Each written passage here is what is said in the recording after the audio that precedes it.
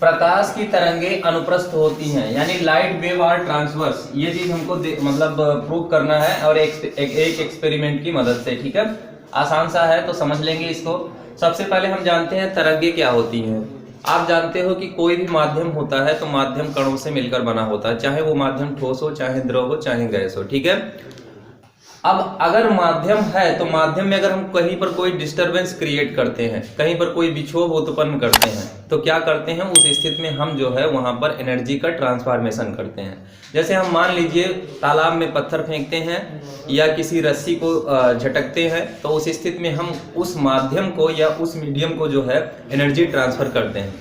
तो इन जो मैंने अभी आपको बताया कि माध्यम कणों से मिलकर बना होता है, तो माध्यम कभी भी अपने अंदर जो है एनर्जी को एक ही जगह पर स्टोर नहीं रखता है। माध्यम के कण क्या करते हैं, एनर्जी का ट्रांसफॉर्मेशन जो है बहुत दूर तक करते हैं। इस आधार पर हम कह सकते हैं कि जो एनर्जी का ट्रांसफॉर्मेशन होता है, मतलब तरंग क्यों उत्पन्न होती है, तरंग वास्तव में एनर्जी को एक स्थान से दूसरे स्थान पर संचरित करके अपने आप को व्यवस्थित करती है।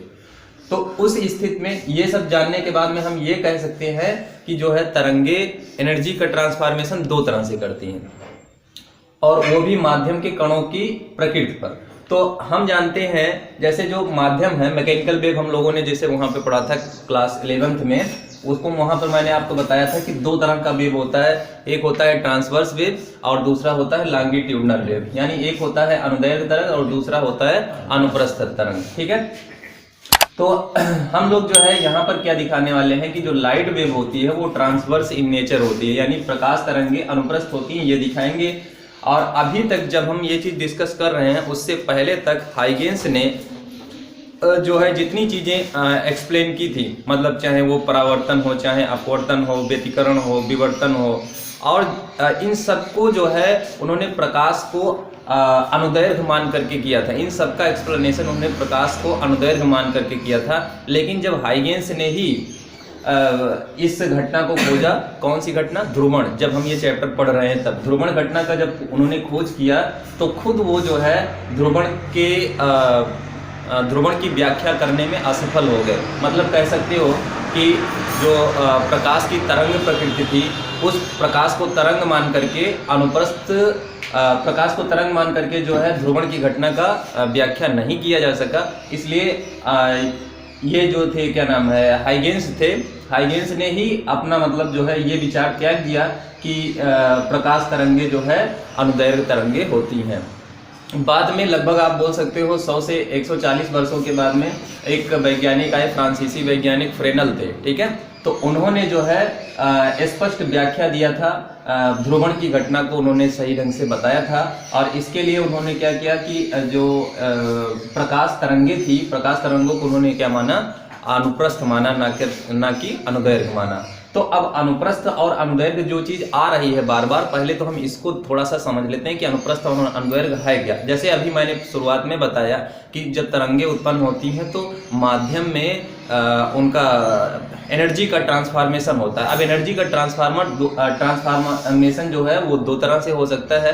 वो आपका एक होगा अनुदैर्घ्य के रूप में, जब हम जैसे जो माध्यम के कण है, अगर माध्यम के कण जो माध्यम है, जैसे ये मान लीजिए माध्यम है और ये माध्यम के कण है इस तरह से, तो ये सारे माध्यम के कण बहुत पास पास होते हैं, आपको पता है।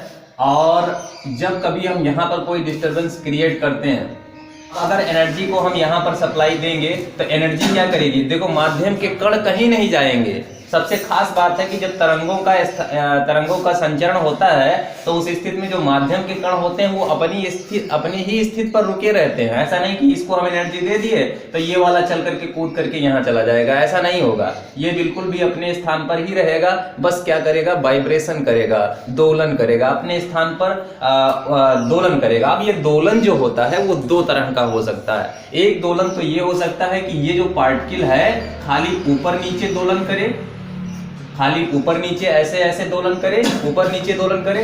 तो अगर, और दूसरा ये दोलन हो सकता है कि दूसरे प्रकार का जो दोलन ये हो सकता है कि ये दोलन इस तरह से हो, मतलब ऐसे आगे पीछे, खाली आगे पीछे, बस अपने स्थान पर रुका रहेगा वो, और थोड़ा सा ऐसे ऐसे क्या होगा, ऐसे ऐसे वाइब्रेट होगा। समझ रहे हो ना?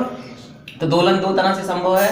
अब ये जो दोलन है, इसी दोलन के आधार पर हम तरंगों को दो तरह से डिवाइड करते हैं। ये आपका जो हो जाता है, ये आपका हो जाता है माध्यम के कण तरंग संचरण की दिशा के लंबवत जब गति करते हैं तो ये हो गया आपका अनुप्रस्थ, और ये हो जाता है आपका अनुदैर्घ्य। तो अब अनुप्रस्थ तरंगे ये हो जाती हैं, अनुप्रस्थ तरंगे इसी प्रकार संचरित होती हैं और अनुदैर्घ्य तरंगे इस प्रकार संचरित होती हैं। अब देखिए जो रस्सी में उत्पन्न तरंगे होती हैं वो वास्तव में क्या होती हैं, अनुप्रस्थ तरंगे होती हैं। समझ रहे हो ना कि अनुदैर्घ्य तरंगे होती हैं, समझ रहे हो ना। तो अब एक चीज और देखो, जो ध्वनि तरंगे होती हैं, जो ध्वनि तरंगे होती हैं वो अनुदैर्घ्य तरंगे होती हैं। ध्वनि तरंगे, ध्वनि तरंगे कैसी होती हैं, अनुदैर्घ्य तरंगे होती हैं। और जो प्रकाश की तरंगे होती हैं वो अनुप्रस्थ होती हैं।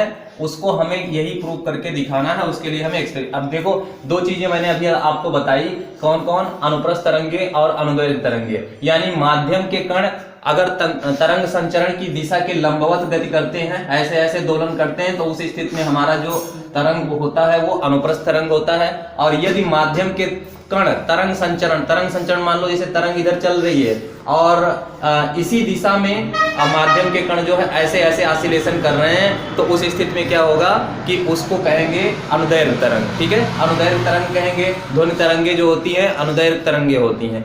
इसमें इन दोनों तरंगों में खासियत क्या होती है, जब ये संचरित होता है, अनुप्रस्थ तरंगे होती हैं, तो इसमें आपका श्रृंग और गर्त बनता है।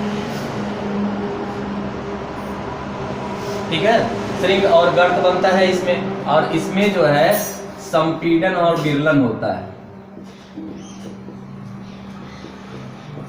यही चीजें हैं। संपीड़न और विरलन को ऐसे आप समझ सकते हो कि जैसे एक आप ले लीजिए, स्प्रिंग ले लीजिए। स्प्रिंग को आप ऐसे हल्का सा खींचो और छोड़ो, जल्दी से जल्दी ऐसे ऐसे खींचो, जल्दी छोड़ो, जल्दी खींचो, जल्दी छोड़ो, तो उस स्थिति में आप देखोगे ना कि जो वहां पर स्प्रिंग है वो इस तरह से कुछ फॉर्म हो जाएगी। यहाँ पे मतलब कुछ जगह पर ज्यादा दूरी होगी और कुछ जगहों पर कम दूरी होगी। फिर जो है कुछ जगहों पर ज्यादा दूरी और फिर कुछ जगहों पर कम दूरी, मतलब कहने का इस तरह से वो मोशन करेगी। ये आपका हो जाएगा, आपका ये हो जाएगा विरलन हो जाएगा, है ना, और ये हो जाएगा संपीड़न हो जाएगा। मतलब कहने का कि जो जैसे हम बोल रहे हैं तो जो हमारी साउंड निकल रही है वो आपका संपीड़न और विरलन के रूप में चल रहा है। आप तक आवाज जो है कैसे पहुंच रही है, संपीड़न और विरलन के रूप में, तरंग के रूप में। क्योंकि हम बोल रहे हैं, एनर्जी निकाल रहे हैं, तो एनर्जी निकाल रहे हैं, तो उस स्थिति में क्या हो रहा है, एनर्जी का ट्रांसफॉर्मेशन मीडियम में हो रहा है, और वो किस रूप में हो रहा है, संपीड़न और विरलन के रूप में हो रहा है। तो हमारी ये दो चीज क्लियर हुई कि अनुप्रस्थ तरंगे जब चलेंगी तो श्रृंग और गर्त बनेगा, मतलब ये तरंगे कुछ इस तरह से फॉर्म होगी, ऐसे चलेंगी। रस्सी में उत्पन्न तरंगे आपकी क्या होती हैं, अनुप्रस्थ तरंगे होती हैं, और अगर ध्वनि तरंगे जो होती हैं वो आपका क्या होता है, अनुदैर्घ्य तरंगे। दोनों ही तरंगे जो है, दोनों ही तरंगों को यांत्रिक तरंगे कहते हैं, मैकेनिकल वेव कहते हैं। और अब चलिए हम अपने एक्सपेरिमेंट पर आते हैं। प्रकाश की तरंगे अनुप्रस्थ तरंगे होती हैं, तो चलिए इसके लिए करना क्या है, आपको एकदम आसान है। अगर आप ये समझ गए हैं कि अनुप्रस्थ तरंगे और अनुदैर्घ्य तरंगे क्या है, तो उसके बाद में देखिए हम क्या करेंगे, कार्डबोर्ड ले लेंगे। कार्डबोर्ड गत्ता होता है ना, गत्ता ले लेंगे और उसमें जो है ऐसे जो है स्लिट बना लेंगे। स्लिट का मतलब ऐसे पतला सा छिद्र बना लेंगे। दो कार्डबोर्ड लेंगे इस तरह से, S1 और S2, और दोनों में ऐसे पतला पतला जो है छिद्र ऐसे हम दोनों में बना लेंगे। फिर क्या करेंगे, एक पतली सी डोरी लेंगे।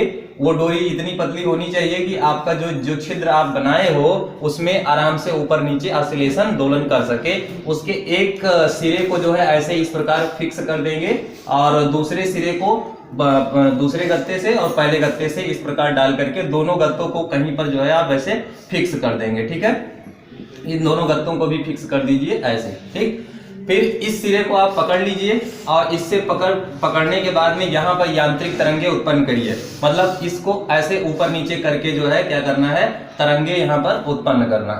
जब आप तरंगे उत्पन्न करोगे तो हमने आपको कहा कि रस्सी में उत्पन्न तरंगे, मैं ये पहले से जान रहा हूँ कि रस्सी में उत्पन्न तरंगे जो हैं कैसी हैं, अनुप्रस्थ होती हैं। क्यों? क्योंकि उसमें जो माध्यम के कण होते हैं वो तरंग संचरण की दिशा के लंबवत कंपन करते हैं, तो ये अनुप्रस्थ तरंगे होती हैं। ठीक है, अब जब मैं ऐसे कर रहा हूं और एक तरंग जो है, एक मतलब जो स्लिट है, इसमें से जब ये वाइब्रेशन होता है, मतलब ऐसे ऊपर नीचे होता है, तो आसानी से ये जो श्रृंग और गर्त बन रहे हैं ना, ये वाला यहीं से बनेगा श्रृंग। ये जब हम यहाँ पर मतलब इसको झटकेंगे, रस्सी के इस सिरे को हम झटकेंगे, तो यशवंत से मतलब यहाँ पर जो है हमारा श्रृंग और गर्त बनेगा, क्योंकि हम एनर्जी का ट्रांसफॉर्मेशन इस सिरे पर कर रहे हैं। तो यहाँ से जो श्रृंग और गर्त बनेगा वो हमारा क्या होगा, आगे इस स्लिट से, S1 स्लिट से आसानी से पास हो जाएगा। बिकॉज आप जानते हो, देखो ये स्लिट का जो मतलब एरिया है वो ऊपर नीचे चलने के लिए बड़ा आसानी से निकल सकता है ना, ऐसे निकल सकता है। तो यहाँ से जो श्रृंग और गर्त बनेगा वो आगे तक ऐसे आसानी से निकल जाएगा। और चूंकि S1 और S2 के जो छिद्र हैं वो दोनों एक दूसरे के पैरेलल में बने हुए हैं, उस स्थिति में यहाँ से आसानी से ये पास होकर के इस सिरे तक भी निकल जाएगा। बात समझ में आया? मतलब जब दोनों को हमने दोनों स्लिटों को ऐसे पैरेलल में रखा हुआ है, दोनों छिद्र एक दूसरे के पैरेलल में, तो आसानी से S1 से जो वेव यहाँ से जनरेट हो रही है, जो मैकेनिकल वेव है या आप कहें ट्रांसवर्स वेव है, वो यहाँ से निकलकर यहाँ चली जाएगी, दूसरे से पास हो जाएगी। ठीक, दूसरे केस में हम क्या करते हैं, अब इसी को इस वाले जो स्लिट को हमने फिक्स किया था, इसको हम धीरे से उठा लेते हैं और उसके बाद में इसको धीरे धीरे क्या करते हैं, इसको इधर किसी को दूसरे को पकड़ा देते हैं। भाई ये दूसरा ऐसे जो है ऐसे इसको वाइब्रेट करता रहे, और इसको आप जो है धीरे धीरे क्या करिए, धीरे धीरे ऐसे ऐसे इसको हम घुमाते रहेंगे। इसको हम धीरे धीरे घुमाएंगे। हम जब धीरे धीरे घुमाएंगे हम देखेंगे कि यहाँ पर जो इधर निकलने वाली तरंग थी, धीरे धीरे उसका एम्पलीट्यूड क्या होता जा रहा है, कम होता जा रहा है, आयाम घटता जा रहा है। आयाम घटने का मतलब ये है कि भैया पहले आयाम ऐसे बड़े बड़े दोलन हो रहे थे, अभी क्या हो रहा है, अब ऐसे ऐसे हो रहा है। फिर कुछ देर बाद और जब घुमाएंगे, थोड़ा और घुमाते चले जाएंगे, तो धीरे धीरे ये ऐसे होता जाएगा। और अंत में अगर जब इस स्लिट के ये स्लिट पैरेलल में हो जाए, मतलब परपेंडिकुलर हो जाएगा, मतलब कुछ इस तरह से, जैसे हम कहें कि अपने पास ये स्लिट थी, ये वाली स्लिट थी, समझो ये वाला छिद्र था और उसके बाद में ये वाला छिद्र था, दोनों ये वाला और ये वाला दोनों एक दूसरे के पैरेलल में थे, तो इसमें से होकर के वेव आसानी से निकल जा रहा था। लेकिन जब मैं घुमाते इसको ऐसे कर लाया, मतलब दोनों एक दूसरे के परपेंडिकुलर हो गए, तो उस स्थिति में हम देखेंगे कि इधर से निकलने वाली जो रस्सी है, यानी यहाँ से निकलने वाला जो वेव है, वो घट करके उसका एम्पलीट्यूड घट जाएगा और वो अब एकदम सीधी हो जाएगी। मतलब इधर से अब कोई ऑसिलेशन बाहर नहीं निकल पाएगा। तो कहने का मतलब ये है, इस बात से पता चलता है कि रस्सी में उत्पन्न तरंगे अनुप्रस्थ तरंगे होती हैं। अगर अनुप्रस्थ तरंगे ये ना होती तो उस स्थिति में क्या होता, जो मतलब वेव होता वो हमारा इधर आसानी से आगे निकल कर आता, इधर आगे निकल करके आता, इधर निकल करके आता। ठीक, तो अब ऐसा क्यों हो रहा है, आपको इसको आसानी से समझ सकते हो। जैसे मैं इधर से इसको जब ऊपर नीचे कर रहा था, तो यहाँ पर आकर के आप जानिए कि रस्सी जो डोरी है या रस्सी है, उसके दोलन को ये डिस्टर्ब कर रहा है। यहाँ पर ये स्लिट क्यों, क्योंकि ऊपर ये दोलन करने के लिए स्वतंत्र नहीं है, समझ रहे हो ना। अब इसी को अगर मैं पकड़ करके क्या कहूँ, चलिए एक तीसरी कंडीशन देखते हैं। यहाँ से तो क्लियर हुआ कि यहाँ से वेव जो है बाहर नहीं निकल पाएगी, है ना। यहाँ रस्सी क्या हो जा रही है, प्लेन हो जा रही है। चित्र में भी मैंने आपको दिखाने की कोशिश की है, ठीक है।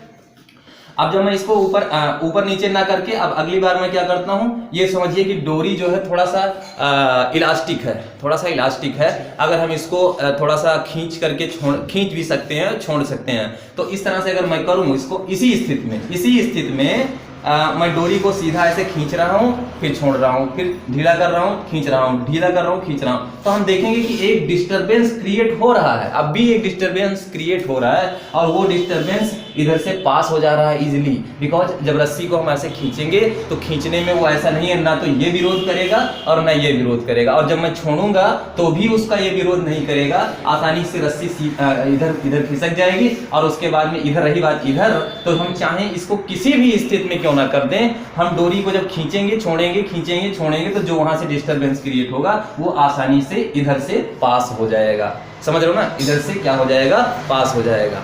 तो मेरे कहने का मतलब सिर्फ और सिर्फ इतना है कि जब जब मैं रस्सी को ऐसे खींच रहा हूँ, छोड़ रहा हूँ, खींच रहा हूँ, छोड़ रहा हूँ, उस समय जो उसमें मतलब तरंगे उत्पन्न हो रही हैं, तो वास्तव में क्या है, खींच रहा हूँ विरलन, छोड़ रहा हूँ संपीडन, खींच रहा हूँ विरलन, फिर संपीडन। तो इस तरह से जब संपीडन और विरलन मूव कर रहा है, मोबिलाइजेशन हो रहा है उसका, तो आसानी से इसमें से पास हो जा रहा है, ठीक है ना। यानी अगर प्रकाश की तरंगे अनुप्रस्थ अनुदैर्घ्य तरंगे होती तो वो जो है इसमें से होकर के निकल जाती है। अभी हम जब यही घटना जो है पोलराइड की मदद से देखेंगे तो और अच्छे से क्लियर होगा, ठीक है। तो मेरे कहने का मतलब है कि मैंने दो चीज़ें आपको बताई कि अगर ये जो तरंगे हैं ये आसानी से इजीली से पास हो जा रही हैं, मतलब यहाँ पर और यहाँ पर इस केस में नहीं पास हो पा रही हैं, तो यहाँ से बात पता चलती है कि रस्सी में उत्पन्न तरंगे कौन सी तरंगे होती हैं। जब हम उसको झटकते हैं उस केस में उत्पन्न तरंगे कौन सी तरंगे होती हैं, अनुप्रस्थ तरंगे। और जब खींचते हैं, छोड़ते हैं, खींचते छोड़ते, तो क्या होता है उसमें अनुदैर्घ्य तरंगे भी उत्पन्न होती हैं।